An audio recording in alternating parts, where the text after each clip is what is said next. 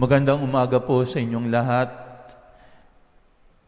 Patuloy niyo lang pong ipadala ang inyong mga intentions upang maipagdasal natin sa banal na misang ito at patuloy niyong i-share yung Facebook page ng ating parokya upang marami ang maabot ng mga pagninilay ng ating salita ng Diyos.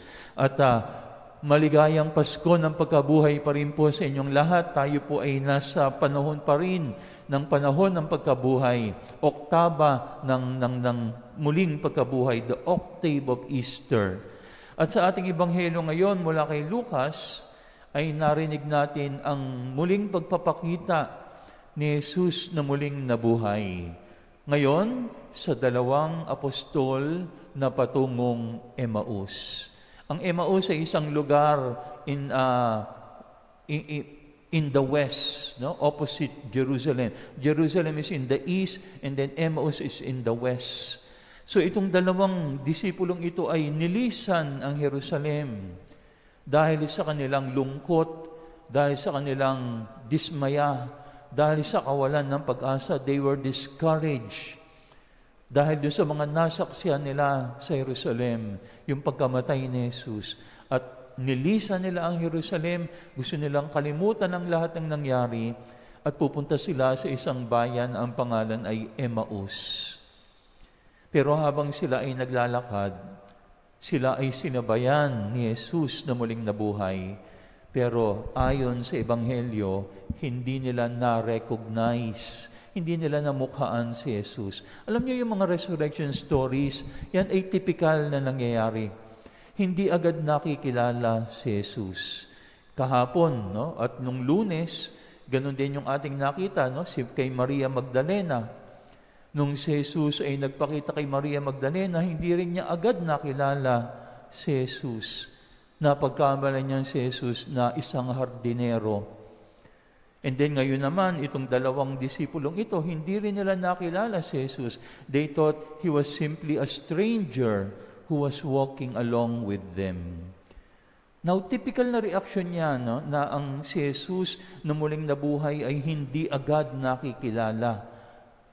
Now, bakit? Sa palagay ko, yung unang leksyon na pinapaalala sa atin ito is, the reason Jesus is to be recognized not only in history, but in mystery. Okay? Kaya hindi agad nare-recognize si Jesus na muling nabuhay, ay kasi iba na dapat ang paraan ng ating pagkakakita sa Kanya. Iba na dapat ang paraan ng ating enkwentro sa Kanya. We will no longer see Jesus in history, but in mystery. Okay? At ano bang ibig sabihin ng encountering Jesus in history? Gusto natin makita si Jesus yung katulad nung dati, yung sa kanyang pisikal na katayuan. No? Na siya ay naglalakad doon sa Nazareth, sa Galilea. Siguro si Maria Magdalena, ganun din ang gusto niyang mangyari noon eh. Kaya naman yung kanyang nararamdaman, it was a sentimental longing for Jesus. Kaya nga di ba kahapon sa ating ebanghelyo, nung makita niya si Jesus at nung makilala na niya finally, ano ang gusto niyang gawin? Gusto niyang hawakan si Jesus. Ayaw niyang pakawalan. Parang gusto niyang magkapit-tuko kay Jesus. At anong sabi ni Jesus? Noli me tangere. Do not touch me. No? Hindi naman ito para bang nagmamayabang si Jesus. Hindi. Kasi parang ang sinasabi ni Jesus kay Maria, do not cling to me. I have to go back now to my Father. Kasi ang gusto ni Maria Magdalena, ibalik natin yung dati. Dito ka na lang, huwag ka nang umalis. Okay? Balik natin yung dating tayo ay magkakasama. She wanted to encounter Jesus in history. Pero ang sinasabi ni Jesus hindi na ako katulad nung dati because now I am glorified. I am now resurrected. Ako pa rin ito, but I am now different.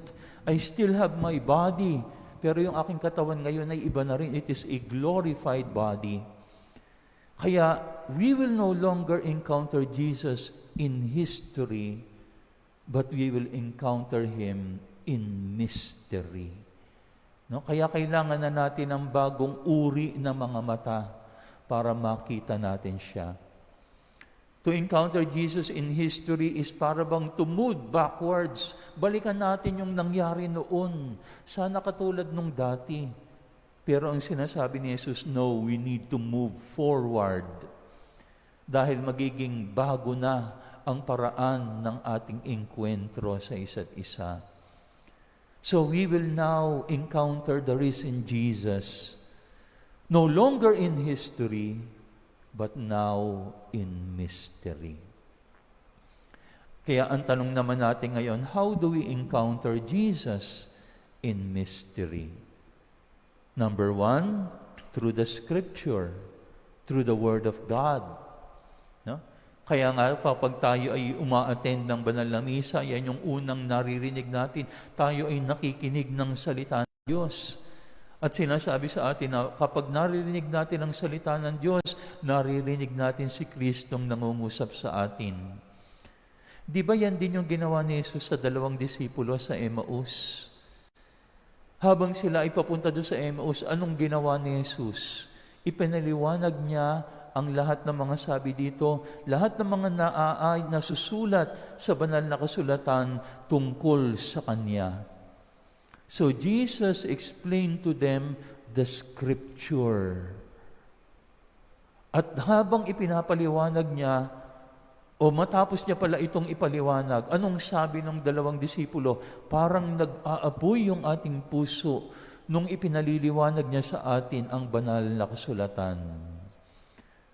Mga kapatid, whenever we read the Bible, whenever we hear the Word of God proclaimed, sa tuwing pinagninilayan natin ang salita ng Diyos, naiinkwentro din natin si Jesus na muling nabuhay. Si Jesus, the risen Jesus, is speaking to us in His Word, in the Bible, whenever it is proclaimed. At yan yung unang bahagi ng banal na misa. Tayo ay nakikinig ng salita ng Diyos. And then, how else do we encounter Jesus? Through the sacraments, especially in the Eucharist. So, hindi lamang natin naiinkwentro si Jesus na muling nabuhay sa banal na kasulatan. Naiinkwentro din natin siya, nararanasan natin siya sa pamamagitan ng mga sakramento. Especially in the Eucharist. So, kapag ipinagdiriwang natin ang mga sakramento, the risen Jesus is there. Kaya nga, di ba, ang itinuturo ng ating simbahan, no? Whenever the church baptizes, it is Jesus who baptizes. Whenever the church confirms, it is Jesus who confirms. Whenever the church forgives, it is Jesus who forgives. So sa mga sakramento, nararanasan natin ang muling nabuhay na si Jesus. Dahil ito yung kanyang iniwan na paraan upang tayo ay magpatuloy pa rin maengkwentro siya. And then of course, yung the best, no? Yung tinatawag natin the highest form of presence, the real presence of Jesus in the Eucharist.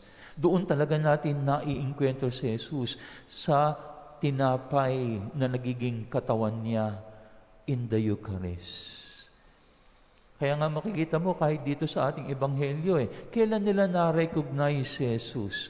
Nung siya ay kumuha ng tinapay at nung ito'y kanyang pinaghati-hati at ibinigay sa kanila. Ang sabi dito, doon nila nakilala si Jesus. At pagkatapos nun, siya ay nawala na. Bakit nawala na si Jesus? Dahil ang sinasabi nga ni Jesus, you will now encounter me no longer in history, but in mystery. Through the sacraments, through the Eucharist most specially. No?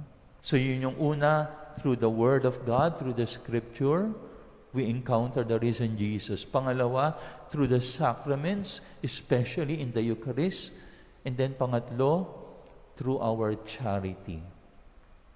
In the love we have with one another. Okay?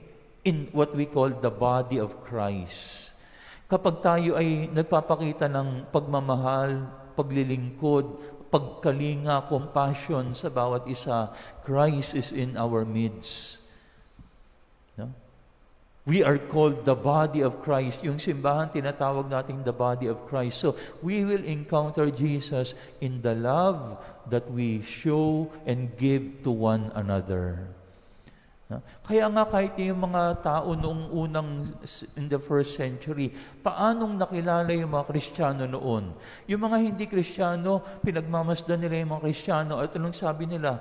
See the love that they have for one another. How they serve one another, and how they pray to their Lord. So yun yung parabang naging indikasyon na si Jesus ay kasama nila, yung paglilingkuran, pagmamahalan nila sa bawat isa. At yun din ang magiging batayan ng presensya ni Jesus sa ating komunidad in the love and in the service that we have for one another. At yun din ang magiging batayan ng ating kaligtasan. Kung inyo matatandaan, isa sa mga turo ni Jesus in Matthew 25. Anong sabi ni Jesus?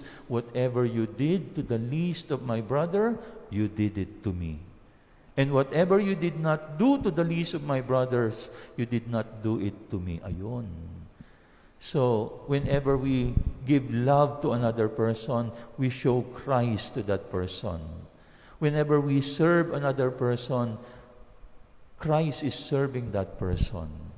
We encounter the risen Jesus in the love and service that we give to one another.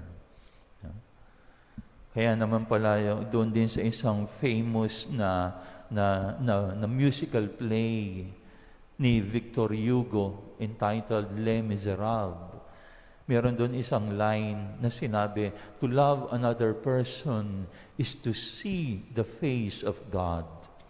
To love another person is to see the face of God. Why? Kasi naiinkwentro natin ang Jesus na muling nabuhay in the charity and in the love that we give to one another. Mga kapatid, the risen Jesus is with us.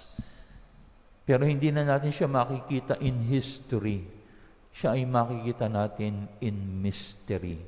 At kaya naman sa banal na misang ito, hilingin natin yung biyaya na buksan ni Jesus yung ating mga mata, yung ating mata ng pananampalataya, at buksan din natin yung ating mga puso upang makita natin si Jesus na muling nabuhay whenever we read the Scripture, whenever we celebrate the sacraments, and most of all, whenever we show love to our brothers and sisters. Amen.